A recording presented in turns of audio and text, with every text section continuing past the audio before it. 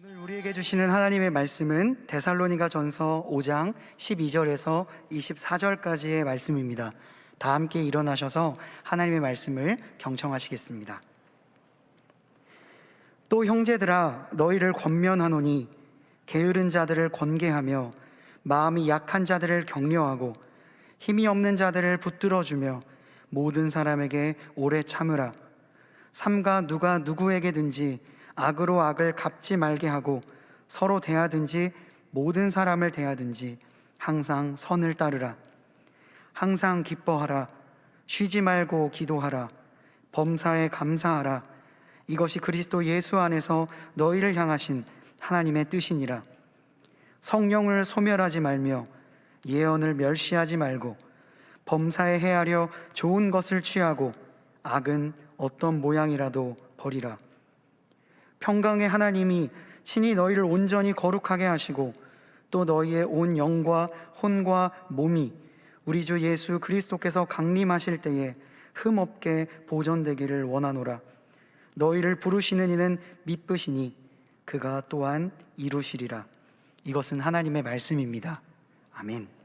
2022년 첫 주일 여러분들과 함께 예배할 수 있어서 너무나도 기쁘고 설렙니다.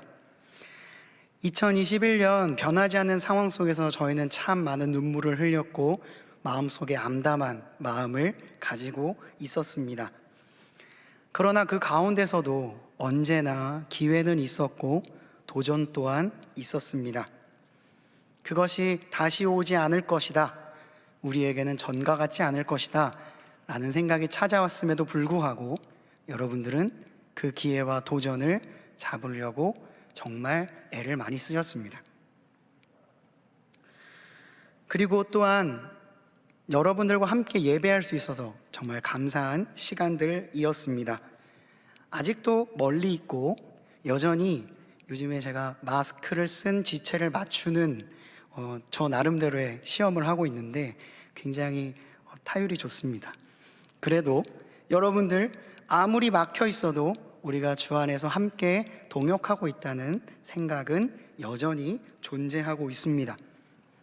그렇게 신앙적인 그리고 정서적인 교류가 전과 좀 다를지라도, 그리고 비록 우리의 모습이 좀 예전과는 다를지라도 저는 이 시간이, 그리고 주님 앞에 애쓰고 노력하는 이 시간이 결국에 땅의 흑암을 완전히 용해시키고 포섭시킬 만큼의 놀라운 사랑을 만들어낸다라고 확신하고 있습니다.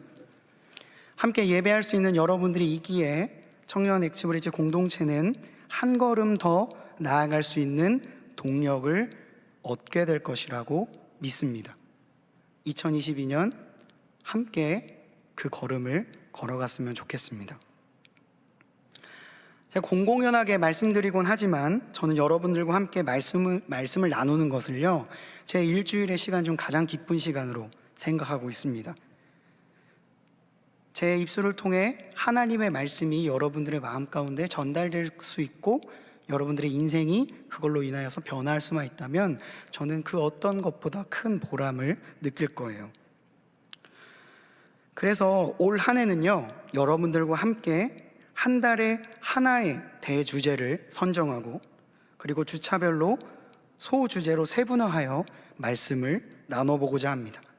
총 12개의 주제가 있을 것이고 그 한 달 동안은 그것과 관련된 주제들로 여러분들과 함께 하나님의 말씀을 나눌 것입니다. 동안교회가 2022년 중심으로 잡은 주제는 바로 회복입니다. 우리의 삶에 진정한 회복이 임할 수 있는 올 한 해를 소망하면서 저희 또한 1년 동안 이 회복을 꿈꿔보고자 합니다. 여기서 회복이라고 하는 단어, 영어의 리라고 하는 단어를 접두어를 사용해서 매월 새로운 단어로 여러분들과 함께 예배를 만들어 가고자 합니다. 이번 주제는 무엇인지, 이번 한 달에 어떤 말씀들이 나올 것인지 영상으로 함께 먼저 보도록 하겠습니다.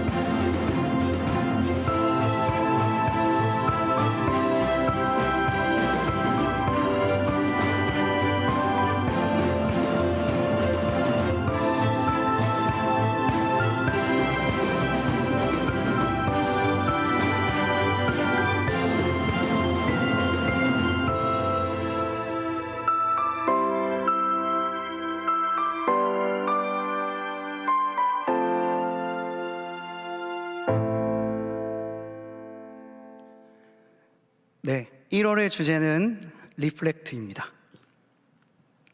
거울, 반사하다라는 뜻을 가진 단어죠.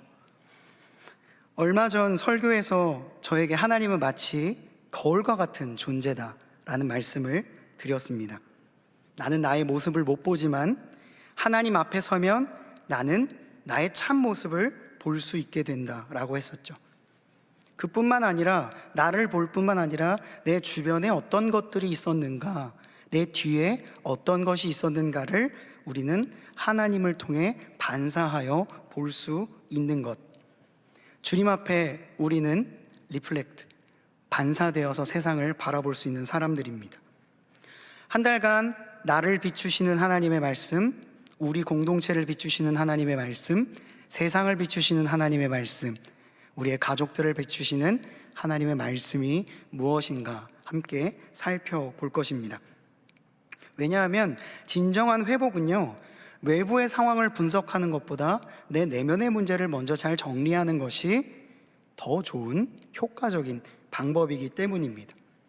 내가 누구이고 내가 타인을 어떻게 보고 있는지를 알기 위해서는요, 하나님이라는 거울 앞에 서야 합니다. 그래야 내가 잘 보고 있는 것은 강화시킬 수 있고요, 내가 잘 보지 못하고 있는 것은 수정할 수 있는 것입니다. 고통스러울지라도, 나의 민낯을 바라볼지라도 우리는 하나님 앞에서 리플렉트 해야 됩니다. 앞으로 4주간 이 내용에 대해서 다뤄볼 것입니다. 오늘은 첫 번째, 복수입니다. 오늘 우리가 함께 읽은 말씀은 데살로니가 전서입니다. 이 성경은 아주 분명한 목적과 메시지를 가지고 있습니다. 어떤 메시지냐면요, 바로 누구든지 언젠가는 반드시 하나님 앞에 서게 된다 라는 메시지입니다. 다시 한번, 누구든지 언젠가는 반드시 하나님 앞에 서게 된다. 대통령이든 일반 시민이든 학식이 있는 사람이든 그렇지 않은 사람이든 누구나 할 것 없이 모든 인간은 하나님과 1대1로 만나는 순간이 반드시 있다. 이 메시지를 역사적으로는 인류의 종말 혹은 개인의 종말이라고 표현할 수 있고, 조금 더 철학적으로 생각하면 자아의 죽음이라고도 할 수가 있을 것입니다. 거울 대신 주님 앞에 서게 되는 순간이 찾아올 텐데, 이 순간을 대비하는 삶의 자세가 어떠해야 하는가, 사도 바울은 데살로니가의 교인들에게 말하고 있습니다. 사도 바울은 이렇게 말합니다.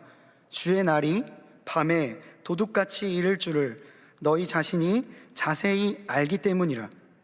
그러므로 우리는 다른 이들과 같이 자지 말고 오직 깨어 정신을 차릴지라. 주님을 대면하는 날이 언젠가 오게 될 텐데, 그때는 마스크고 뭐고 하나님 앞에 온전히 내 있는 모습 그대로 서게 된다는 이야기를 하고 있는 거죠.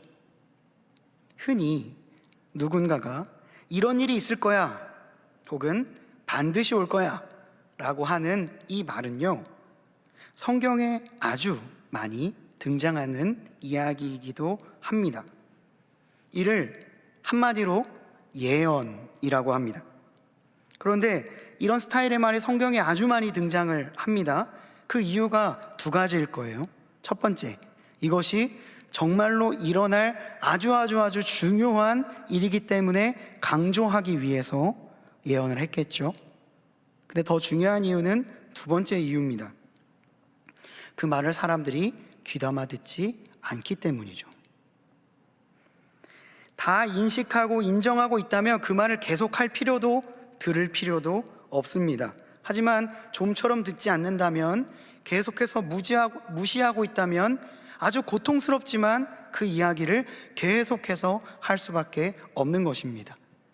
만약에 사람이 하나님의 예언을 귀담아 듣고 바로 실천에, 행동에 적용했다면 성경이 그렇게 두꺼워지지는 않았을 겁니다.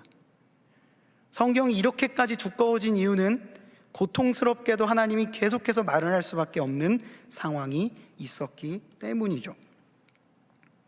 성경에 등장하는 수많은 예언들, 특별히 오늘도 여러분들을 향한 하나님의 예언이 들려지게 되는데, 이 말이 이제는 너무나도 많이 들어서 아주 진부한 클리셰가 되어 있지는 않으십니까?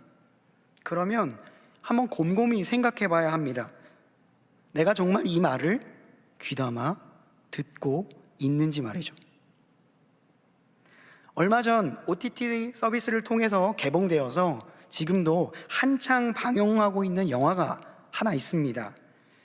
요즘 스포하면 큰일 나죠. 스포나 홍보는 절대 아닙니다. 내용은 그렇습니다. 무명의 두 천문학자가 곧 혜성이 지구와 충돌할 것이라는 이야기를 발견하게 됩니다. 이 엄청난 사실을 알려야 합니다. 인류의 재앙이 오고 있기 때문이죠. 그래서 사람들에게 백방으로 이야기하기 시작합니다. 대통령도 만나려고 하고 수많은 사람들에게 이 사실을 알리려고 하는데 사람들이 생각보다 관심이 없는 거예요.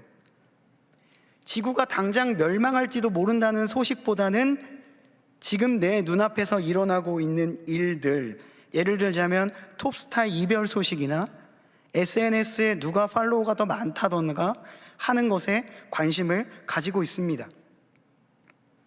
인류에게 다가올 수 있는 최대의 위기도 아주 가볍고 일시적인 재미로 여기기 일쑤예요. 그런 삶의 진지한 문제들은 그저 재미없는 것이 되어버려서 치부되고 있는 상황을 아주 날카롭게 풍자하고 있는 블랙 코미디입니다.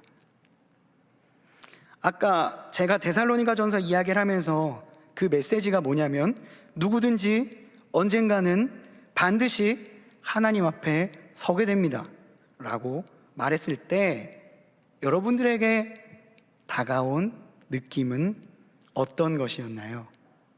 혹시 제 이 말보다 여러분들의 지금 좋아요가 몇 개 더 눌리는지가 더 많은 관심사입니까? 한 번 더 생각해 봐야 할 거예요. 오늘 우리가 읽은 본문도 자칫 보면 그저 그냥 도덕적인 이야기를 하는 것처럼 들릴 수 있습니다. 초반에 읽었을 때 늘 성경에서 하던 말씀, 사랑 안에서 서로 귀히 여기라, 너희끼리 화목하라, 게으른 자들을 권계하라, 마음 약한 자들을 격려하라, 힘이 없는 자들을 붙들어주라, 모든 사람에게 오래 참으라, 삼가 누구에게든지 악을 악으로 갚지 말게 하라, 서로 대하든지 모든 사람을 대하든지 항상 선을 따르라, 항상 기뻐하라, 쉬지 말고 기도하라, 범사에 감사하라. 추수감사주일에 얼핏 들었을 법한, 그리고 도덕 시간에 나올 법한 이야기들, 좋은 이야기구나, 역시 성경은 좋은 이야기를 하고 있어 라고 혹여나 생각하고 계십니까? 그런데 잘 생각해 보십시오. 이 이야기가 선포되고 있는 배경이 어떤 것인지, 바로 하나님 앞에 누구든지 반드시 서게 될 순간이 올 것이다, 그 이야기의 배경에서 선포된 말씀입니다. 여러분, 취업 면접을 보신 적이 있을 겁니다. 어떤 포디움 때문에 교수님 앞에 서게 된 순간도 있을 거예요. 중요한 연주를 발표하는 순간에도 서봤을 겁니다. 그때 우리가 그냥 서나요? 엄청 긴장하죠. 며칠 밤을 생각하며 컨디션을 조절합니다. 그분들이 나빠서가 아니에요. 그분들이 갖고 있는 권위가 높기 때문입니다. 그리고 나의 앞으로의 인생을 결정할 수 있는 권한이 그들에게 있기 때문에 우리는 그들 앞에서 긴장을 합니다. 나의 앞으로의 학위에 영향을 줄 수 있는 교수님, 나의 앞으로의 생활에 영향을 줄 수 있는 법을 제정하는 사람들, 가까이는 나의 집주인, 다 나의 인생을 좌지우지할 수도 있는 분들이기 때문에 긴장하게 되는 거죠. 근데 하나님 앞에 서는 건 어떤 걸까요? 면접관 정도일까요? 하나님 앞에 선다는 건 마냥 유쾌한 일은 아닐 겁니다. 그래서 구약의 선지자들은요, 하나님을 만나자마자 뭐라 그랬는지 아세요? 살려주십시오. 마치 우리가 태양을 선글라스 없이 계속 보면요, 눈에 문제가 생기는 것처럼 하나님은 그런 분이십니다. 아무리 하나님께서 우리를 사랑하시고 그리고 우리를 품어주시는 귀한 성품을 가지고 있다고 한다라도 하나님 앞에 서는 것은요, 결코 쉬운 일도 가볍게 여겨서도 될 일이 아니라는 거예요. 하나님 앞에 선다는 건 그저 집주인, 면접관, 교수님, 국회의원, 대통령 앞에 서는 것 그 이상, 아니 비교조차 할 수 없을 만큼의 일입니다. 그러니까 지금 오늘 우리가 읽은 말씀은요, 그냥 착하게 사는 것이 좋은 거야, 서로 친하게 지내라고 라고 이야기하는 말이 아닙니다. 하나님 앞에 서게 되는 순간이 반드시 오게 될 텐데 이 지침을 단단히 붙잡고 살아가라는 말씀인 거죠. 즉 수업 시간에 들려오는 그냥 외우기 좋은 도덕 지침이 아니라 지금 당장 일촉즉발의 재난 순간 앞에서 들려오는 간절한 외침과도 같이 오늘 말씀을 들어야 합니다. 그런 점에서 초반에 언급했던 본문 데살로니가전서 5장 6절 말씀은요, 좀 더 실감나게 표현하면 졸지 마, 다른 사람들은 이따가는 큰일 나, 야 정신 차려, 깨어 있어야 돼 라는 메시지입니다. 그리고 나서 오늘 이야기가 전달되고 있는 거죠. 그런 점에서 오늘 우리가 읽은 본문 말씀도 훨씬 더 촉박한 상황, 더 진지하게 우리에게 요청하고 있는 대목이라는 것을 기억해야 합니다. 우리가 평안한 상태에서, 게다가 연말 얼마나 많은 모임이 있었습니까? 얼마나 맛있는 거를 또 맛있게 많이 먹었습니까? 그리고 어제 쉬고 오늘까지 사실 연휴의 마지막 날, 약간 피곤하고 졸리고 그런 상황 가운데서 그냥 익숙한 클리셰처럼 읽어야 될 말씀이 아니고요, 여러분들의 올 한 해를 결정할, 아니 앞으로의 여러분들의 삶을 결정할 그런 긴장을 가지고 읽어야 됩니다. 그래야 이렇게라도 약간 과몰입해서라도 읽어야 중간이라도 얻어낼 수 있습니다. 이 모든 이야기를 제가 신학적인 용어 한 단어로 요약해서 말씀드리겠습니다. 종말론적인 신앙을 갖는 겁니다. 지금 당장 내 앞에 하나님이 와도 주님 앞에 두 팔 벌려 나아갈 수 있는 신앙 상태, 지금 당장 우리의 삶에 종말이 찾아올지라도 한 점 부끄러움 없는 주님 앞에 순결한 상태를 유지하려는 마음, 매번 그렇게 사는 것은 쉽지 않을 겁니다. 하지만 언젠가 주님 앞에 나는 반드시 서게 될 것이다 라는 생각으로 살아갈 때 여러분들의 1년은 완전히 다른 삶이 될 수 있을 겁니다.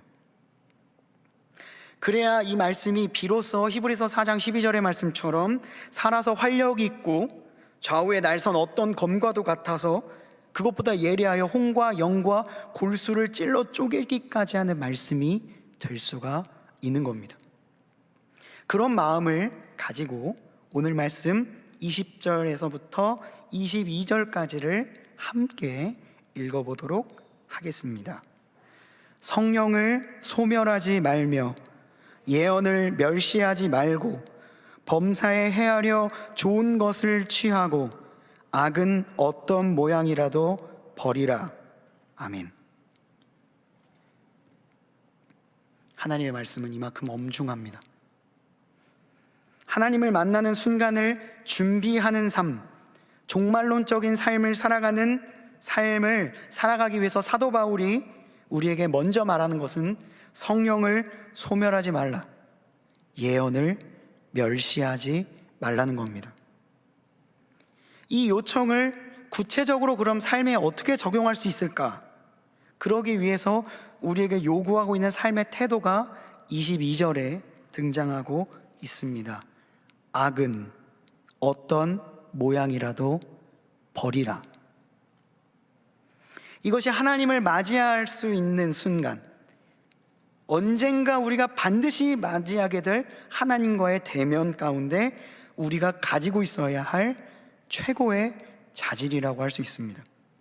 참 아이러니하죠. 하나님이 요청하는 것은 토익 점수도 출신 학교도 포트폴리오도 인스타그램 팔로워 수도 아닙니다. 하나님께서 우리에게 요청하시는 것은 악은 어떤 모양이든지 버리고 있는가, 그런 삶의 태도입니다. 그때에 우리는 하나님 앞에 온전히 설 수 있다 말하고 있습니다. 바로 24절의 말씀이죠. 평강의 하나님이 친히 너희를 온전히 거룩하게 하시고 또 너희의 온 영과 혼과 몸이 우리 주 예수 그리스도께서 강림하실 때에 흠 없게 보존되기를 원하노라. 가장 중요한 것은 악을 버리는 겁니다. 주기도문 많이 외우셨을 겁니다. 그 주기도문의 기도의 대목에도 이런 말씀이 등장을 하죠. 다만 악에서 구하소서. 이게 주기도문의 마지막 기도입니다. 그리고 나서 모든 기도가 결언하고 끝납니다. 주기도문의 마지막 요청은 악에서 구해달라는 겁니다. 그거 굉장히 상징적인 의미를 갖고 있습니다. 내가 모든 것을 다 이루어도, 내가 목표했던 학교에 들어가서 정말 열심히 노력해서 좋은 직장에 가서 나중에는 살고 싶었던 곳에서 살고 수많은 사람들에게 선망을 받는 사람이 될지라도 그 안에 악이 거하면 다 끝난다는 겁니다. 여러분들의 성취가 끝까지 순결하게 가기 위해서는 악은 어떤 모양이라도 버리는 삶을 추구해야 된다는 것이고, 여러분들의 모든 기도의 마지막이 다만 악에서 구하소서가 돼야 된다는 거예요. 아무리 깨끗이 정수한 물이어도요, 잉크 한 방울만 떨어져도 다 원래로 그 이전처럼 돌아갑니다. 주기도문은요, 예수님께서 하신 기도예요. 예수님도 기도하실 때 마지막에 악을 제하여 달라, 악을 버리게 해달라 라고 하셨다면 우리는 어떠해야 될까요? 예수님도 악을 제하여 달라고 했는데 우리는 악을 이길 수 있다는 자신감은 도대체 어느 본문에서 나온 것이겠습니까? 응당 매 순간 악을 버리게 해달라, 악을 제하여 달라고 기도해야 하는 것은 신자의 너무나도 중요한 삶의 태도입니다. 우리가 악을 이길 것이다, 내가 악을 컨트롤할 수 있다는 거대한 착각에서 당장 도망쳐 나와야 돼요. 내 안에 선한 생각이 나와도 그 안에 악이 없는지를, 그 목적과 의도까지도 정말로 선한 것인지를 살펴보아야 합니다. 우리는 쉽게 하나님의 영광과 은혜를 말하긴 하지만 그걸 통해서 나를 자랑하고 높이는 일종의 반사이익을 추구하기도 합니다. 정말로 내가 추구하는 것이 선한 것인가 곰곰이 생각해 보아야 한다는 겁니다. 10년 전쯤에 마음에 콕 박힌 설교의 한 문장이 있습니다. 정말 부러운 설교예요. 그런 문장을 쓸 수 있다니. 10년 전에 들었는데도 아직도 생생하게 기억납니다. 뭐냐면요, 의로운 분노일지라도 그 안에는 분노가 담겨 있다 라는 말입니다. 어떻게 이런 말을 할 수 있지? 정말 멋진 말입니다. 의로운 분노라고 할지라도 그 안에 분노가 담겨 있다는 것을 기억해야 합니다. 그 당시에 저는 정말 혈기 넘치고 정말 모든 것을 다 알고 있다는 신학교 1학년, 2학년이었습니다. 내가 모든 것을 다 알고 있다는 착각에 빠져서 얼마나 많은 사람들을 정죄하면서 살았는지 모릅니다. 하나님 앞에 한 점 부끄러움 없는 삶을 살기 위해서 부단히 노력을 하는데 어느 순간 이게 저에게 의의가 된 거예요. 난 정말 신학을 하길 잘했어, 하나님의 말씀에 합당한 사람이야 라는 생각을 지금 말하면서도 부끄러운데요, 그런 생각을 하면서 살았다는 거예요. 하지만 이게 양날의 검이 되었습니다.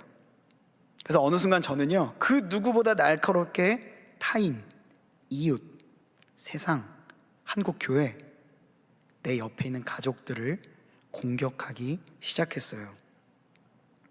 내가 악을 컨트롤할 수 있다. 나는 충분히 저 사람을 심판하고 판단할 수 있다. 더 나아가서 내가 저 사람을 용서할 수 있다. 내가 저 사람을 사랑으로 품을 수 있다는 엄청난 자기 최면에 걸려서 대담하게 악과 싸웠습니다. 제가 얼마나 이겼을까요? 매번 졌죠. 당연히 이길 수 없는 것이었기 때문입니다. 그렇게 나도 하지 못하는 것을 타인에게는 요구하며 아주 서늘한 기준으로 타인을 재단하고 있었습니다. 그리고 그렇게 하지 못하는 사회와 교회에 맹렬한 분노를 퍼붓고 있었습니다. 근데 저는 그 양심의 가책을 느끼지 않았어요. 왜냐? 의로운 분노니까. 이 분노는 의로운 거니까. 저는 일종의 합리화를 하며 의로운 분노로 수많은 사람들을 정죄하고 있었습니다. 어느새 분노의 화신이 되어 있는 저에게 들려왔던 이 설교는 내가 얼마나 하나님의 자리에 올라가고 싶었는가, 얼마나 그럴싸한 사람이 되고 싶어서 안간힘을 썼는가 바라보게 했습니다. 마치 내 실상과 전혀 다른 게시물을 SNS에 올리는 것처럼 말이죠. 나의 부족함에는 한없이 둔했는지 타인에게는 나도 하지 못하는 잣대를 대고 있는 저를 발견했습니다.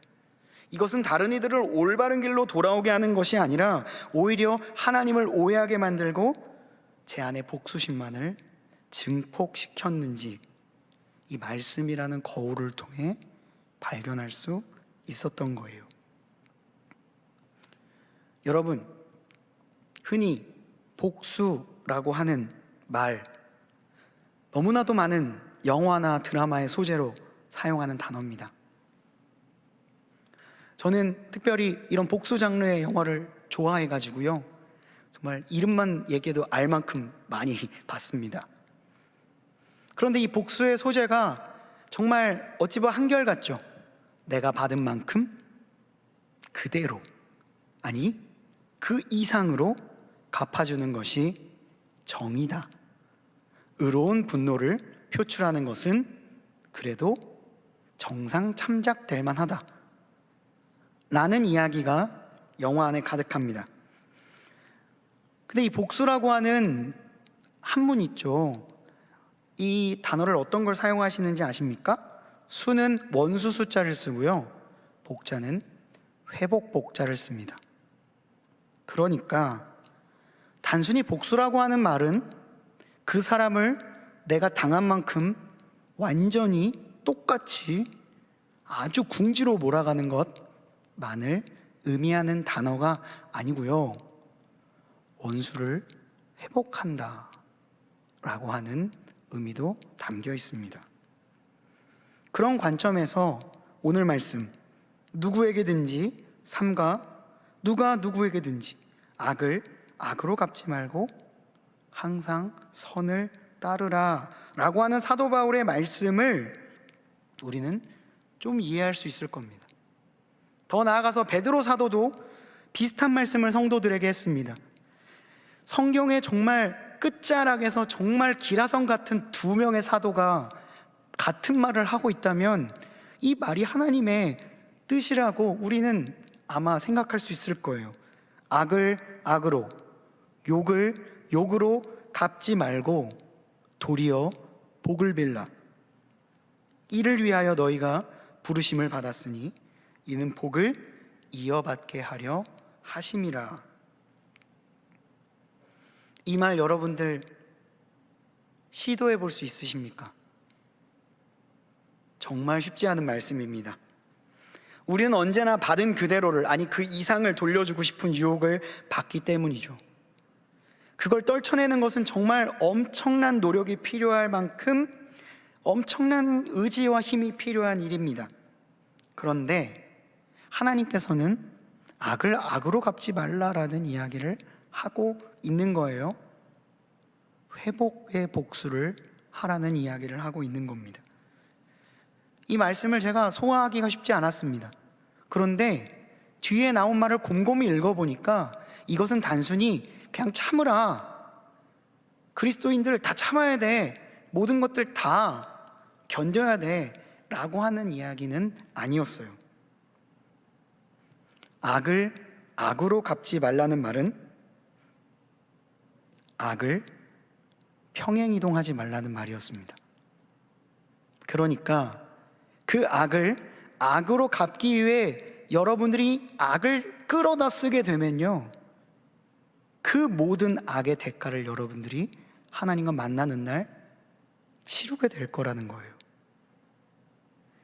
정말 억울한 일을 당했고 정말 마음의 상처를 입었는데 그거를 갚기 위해서 내가 그 사람에게 받았던 폭력을 그대로 사용하면 나 또한 그 악의 사용자가 된다는 거죠. 이것은 악의 소멸을 이야기하는 게 아니라 악의 평행이동을 이야기하고 있는 것이었습니다. 악을 회복하는 게 아니라 악을 악으로 덮음으로써 나중에 이 악과 악이 만나서 더 큰 분노와 더 큰 악을 내가 가지고 있게 될 수도 있다라는 말을 하고 있는 거예요. 사도 바울과 베드로의 말을 잘 이해해야 합니다. 이건 무조건 참아, 무조건 착한 게 그리스도인이야 라는 말을 하고 있는 게 아니고요, 악을 악으로 갚는 순간 당신은 그 사람과 똑같아지니까 제발 그것만 하지 말아달라는 하나님의 당부입니다. 악의 평행이동은 우리를 궁극적으로 회복하지 못할 겁니다. 베드로가 말하는 건 혹 내가 정말 선하게 살아오고 하나님 앞에서 겸비함으로 받는 복이 자칫 악을 악으로 갚음으로써 멈춰지는 일이 발생하지 않았으면 좋겠다라고 하는 거예요. 그래서 제가 다시 한번 읽어드리겠습니다. 악을 악으로, 욕을 욕으로 갚지 말고 도리어 복을 빌라. 이를 위하여 너희가 부르심을 받았으니, 이 말이 중요합니다. 이는 복을 이어받게 하려 하심이라. 그러니까 정말 치를 떨 만큼 분노하게 하는 대상과 똑같아지지 말라는 겁니다. 오히려 그 사람을 복을 비는 대인배의 삶을 선택하라는 거죠. 무조건 참는다고 끝이 아니죠. 하나님은 신자들을 위해 분명히 이렇게 말씀하고 있습니다. 주의 말씀이 내가 정한 기약이 이르면 내가 바르게 심판하리니. 하나님은 사랑이라는 속성만 강조된다고 설명될 수 있는 분이 아닙니다. 때로는 심판의 하나님이 우리에게 모질게 느껴질 수 있겠죠. 그러나 심판의 하나님이 없다면 우리는 하나님을 믿을 이유도 없습니다. 나의 심판, 하나님이 반드시 바르게 심판하신다. 세상 그 어떤 법관보다, 세상 그 어떤 똑똑한 사람보다 가장 정확하고 그 사람에게 합당한 심판을 내리시는 하나님이 심판의 주관자입니다. 그 하나님이 우리가 내가 할 심판을 너가 함으로써 너의 손을 더럽히는 일은 정말로 싫은 일이 되시는 거죠. 악을 악으로 갚지 말라는 하나님의 말씀은 올 한 해 회복의 복수를 통해 여러분들의 복을 이어받기를 원하시는 하나님의 사랑의 표현입니다. 회복하는 복수 정말 쉽지 않을 겁니다. 의로운 분노를 내비치더라도 그 안에 분노를 발견하고 악을 제거하는 것은 결코 쉬운 일이 아닐 겁니다. 그럼에도 불구하고 회복하는 복수는 고귀합니다. 바로 주님이 우리에게 베푸신 복수이기 때문입니다. 하나님이 우리의 모든 죄악을 있는 그대로 다 심판하셨다면 우리는 이 자리에 있을 수 없을 거예요. 하나님께서는 우리가 죄인 되었음에도 불구하고 우리를 자신의 사랑으로 덮어주셨습니다. 원수를 회복하는 복수를 보여주신 것이죠. 주님이 보여주신 복수를 우리는 똑같이 하지 못할지라도 추구는 해야 합니다. 그래야 여러분들이 세상 사람들과 완전히 구별될 수 있는 거예요. 주님을 따라 그리스도인은 세상의 복수와는 다른 방식의 복수를 추구해야 합니다. 한 단계 높은 차원, 한 단계 더 넓은 회복하는 복수. 당장 하라는 말 아닙니다. 시간이 걸릴 수 있습니다. 그러나 이 복수를 추구하는 사람을 하나님께서는 정말로 그 복수가 가능하게끔 만들어 주십니다. 그런 사람이 세상에 족적을 남기는 사람이 될 수 있는 거예요. 우리는 지구 끝까지 쫓아가 복수했다는 사람들을 존경하진 않습니다. 세상 가운데 정말 아름다운 흔적을 남겼던 사람들은 한 차원 더 높은 복수를 했던 사람입니다. 나의 상처를 다른 사람들을 회복하는 도구로 사용하는 사람들이죠. 그런 사람들이 세상의 방향을 올바르게 이끌어가고 있습니다. 말씀을 맺고자 합니다. 여러분, 어떤 안 좋은 일을 경험하셨습니까? 그것을 공동체 안에서 다 오픈할 필요는 없습니다. 그러나 한 가지 꼭 기억했으면 좋겠는 것은 그대로 갚아주지는 말아주셨으면 좋겠습니다. 저는 여러분들을 정말 소중하게 생각한다고 아까 말씀드렸죠. 초반에 막 좀 과할 정도로 여러분들을 막 높이게 세웠습니다. 근데 여러분들의 손이 악으로 묻혀지는 건 저도 원하지 않아요. 제 딸이 혹여나 친구들에게 어떤 안 좋은 일을 당했을지라도 제 딸이 똑같이 그 주먹으로 그 친구를 때리는 건 원치 않습니다. 그 주먹이 상하는 것조차 아까운 일이기 때문이죠. 여러분들 어떤 상처가 있으십니까? 복수하고 싶은 대상이 있으십니까? 물론 그 분노의 감정을 다 버리진 못할 거예요. 저도 잘 못합니다. 그러나 우리는 기준을 높게 잡아야 됩니다. 일단 주님께 잡는 겁니다. 주님의 복수로 기준을 잡는 겁니다. 그러고 나서 부단히 노력해 보는 거예요. 그때 하나님께서는요, 성령의 열매를 하나씩 주실 겁니다. 화평, 충성, 온유, 절제, 이런 하나님의 열매들이 이번 한 해 동안 알알이 맺혀가게 될 거예요. 제가 매주 여러분들께 드릴 이 이야기들은 지금 당장 문 밖을 나가면서 반드시 해야 될 숙제의 이야기가 아닙니다. 만약에 그렇다면 제가 아까 그 혈기 넘치던 신학생의 시절과 다르지 않은 메시지를 이야기하고 있는 걸 거예요. 저도 잘 못하는 거니까 그래도 우리는 기준을 높게 잡고 주님 앞에 한 걸음 떼보자는 이야기를 하는 겁니다. 그러기 위해서 주님의 말씀이 거울처럼 필요한 거예요.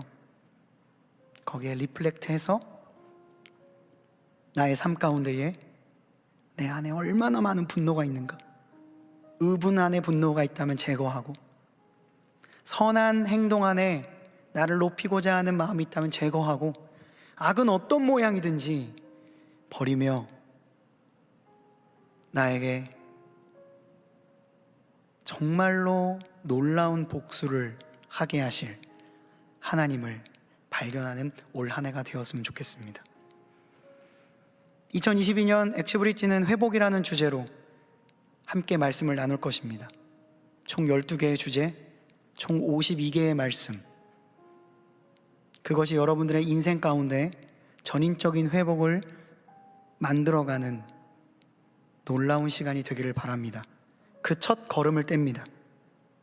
그 첫 걸음은 진정한 복수를 하는 것에서부터 시작할 겁니다. 올 한 해 우리에게 자신의 모습을 나타내어 주실 주님을 기대하며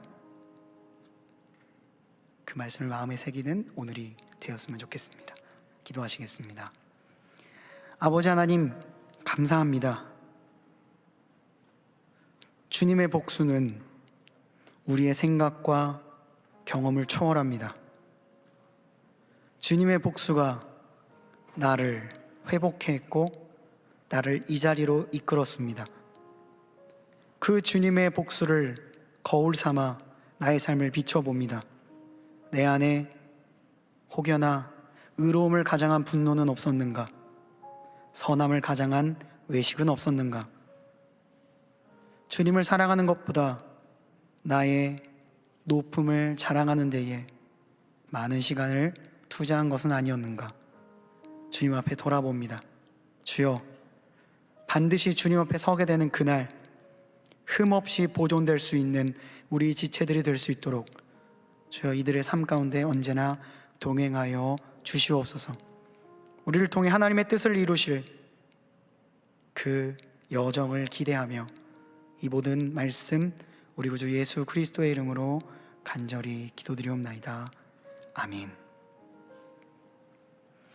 우리 말씀을 기억하며 함께 자리에서 일어나셔서 새로운 마음 찬양하도록 하겠습니다.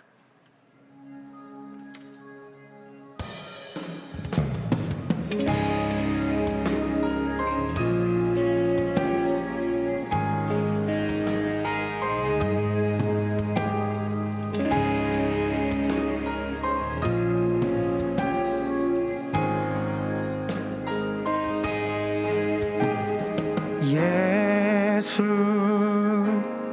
하나님의 아들 말씀으로 오신 주 그 말씀을 믿는 자들마다 새로운 만 주시네. 아멘.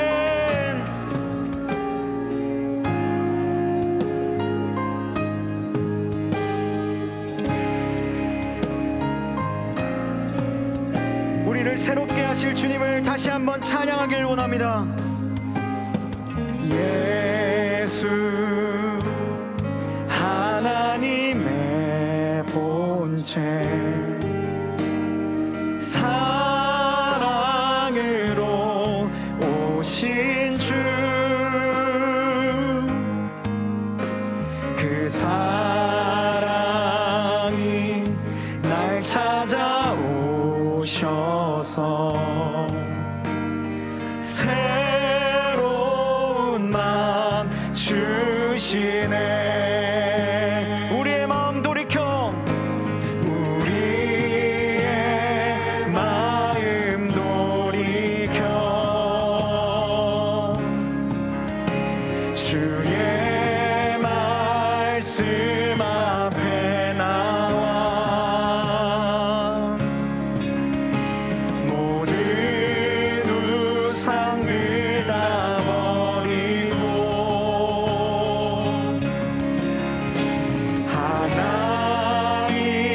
하나님만 경배하네.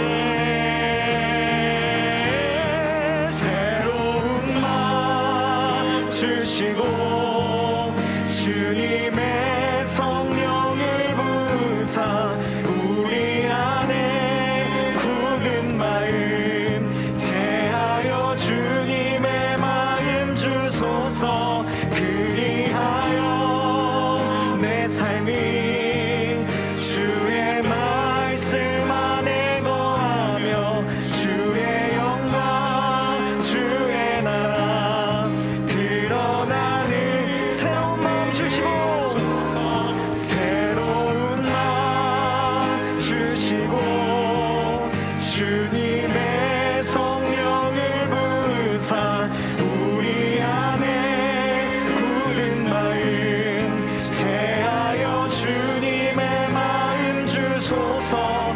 그리하여 내 삶이 주의 말씀 안에 거하며 주의 영광 주의 나라 드러나는 삶 되게 하소서. 우리 이 시간 함께 한 가지 기도 제목 갖고 기도했으면 좋겠습니다. 주여 복수하게 하소서. 주여 나에게 주님의 복수를 부어주시고 그 주님의 복수를 힘입어 나 또한 내 삶 가운데 올 한 해 진정한 복수를 경험할 수 있는 놀라운 역사가 있게 해달라고 이 시간 함께 합심하여 주님 앞에 기도하며 나아가도록 하겠습니다. 아버지 하나님, 감사합니다. 주님 앞에 진정한 복수를 꾀하며 나아가길 원합니다. 아버지 하나님, 새로운 마음을 우리에게 허락하여 주시옵소서. 나의 삶에 찾아오는 수많은 문제들 가운데서 어떤 모양이든지 악은 버릴 수 있는 결단을 우리에게 허락하여 주시옵소서. 행여나 우리의 의로움 가운데에 주님에 대한 생각보다는 내가 높아지고자 하는 마음이 없는지를 면밀히 살피게 하여 주옵시고, 주님의 말씀이 나의 삶 가운데 거울이 되어 나의 삶 가운데에 온전한 하나님의 뜻을 이뤄갈 수 있도록 주여 역사하여 주시옵소서. 아버지 하나님, 주님의 은혜가 우리의 안에 가득하게 하여 주시옵소서. 주님의 복수가 우리의 삶 가운데에 새로운 복수를 꿈꾸게 하여 주셔서 진정한 회복의 복수를 추구할 수 있는 우리가 될 수 있도록 인도하여 주셔서, 아버지 하나님, 우리의 삶 가운데 찾아오는 수많은 난관 속에서도 하나님의 말씀이 거울이 되어 그 주님의 말씀을 나의 삶에 비추며 나아갈 수 있도록 주님 역사하여 주시옵소서. 주님, 이 시간 함께 찬양하며 나아갑니다. 할렐루야, 할렐루야, 할렐루야. 주님의 맘 주소서. 할렐루야,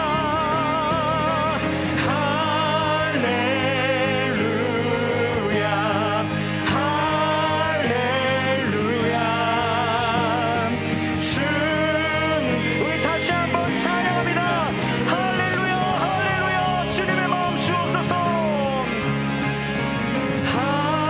할렐루야, 할렐루야. 주님의 맘 주소서. 할렐루야, 할렐루야,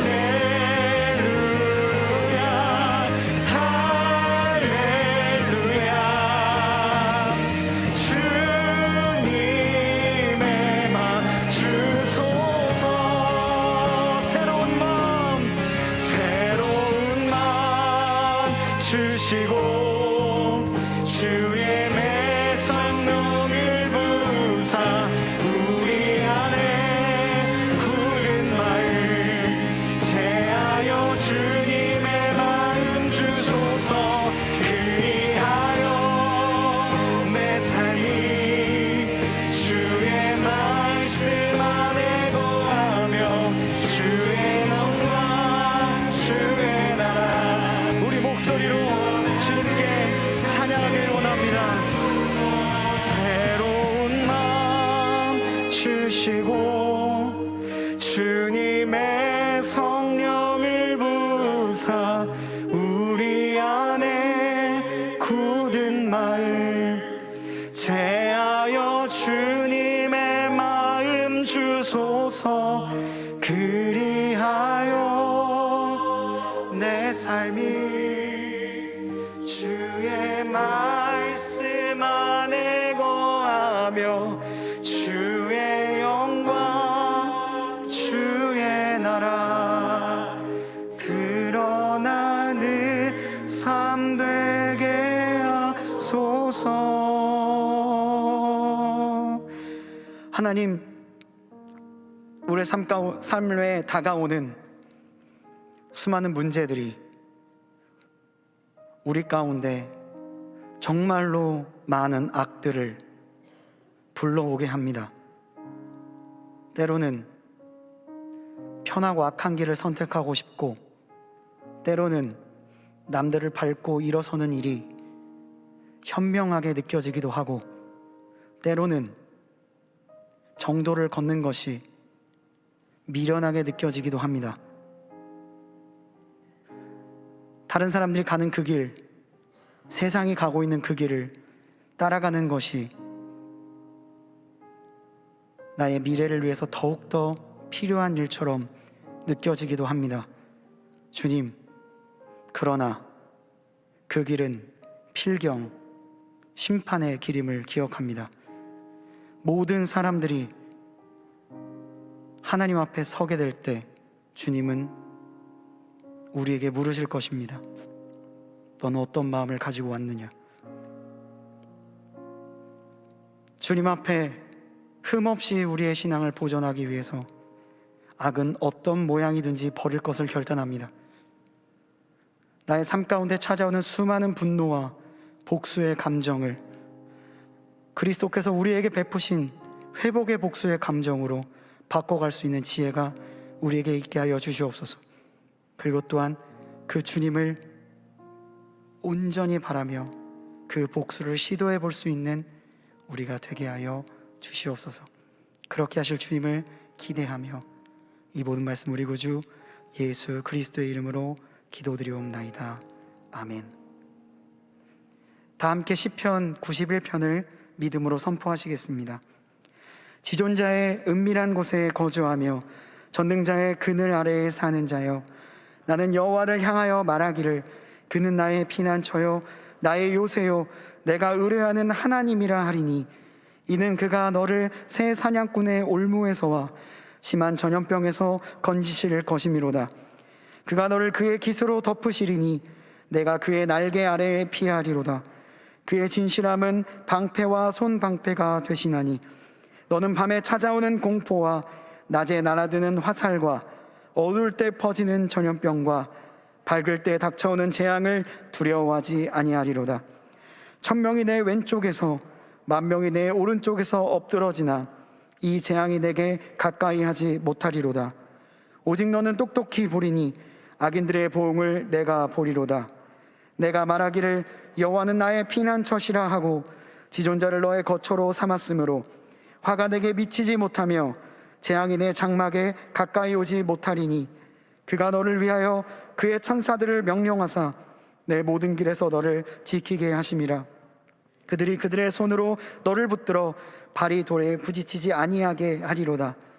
내가 사자와 독사를 밟으며 젊은 사자와 뱀을 발로 누르리로다. 하나님 이르시되 그가 나를 사랑한즉 내가 그를 건지리라. 그가 내 이름을 한즉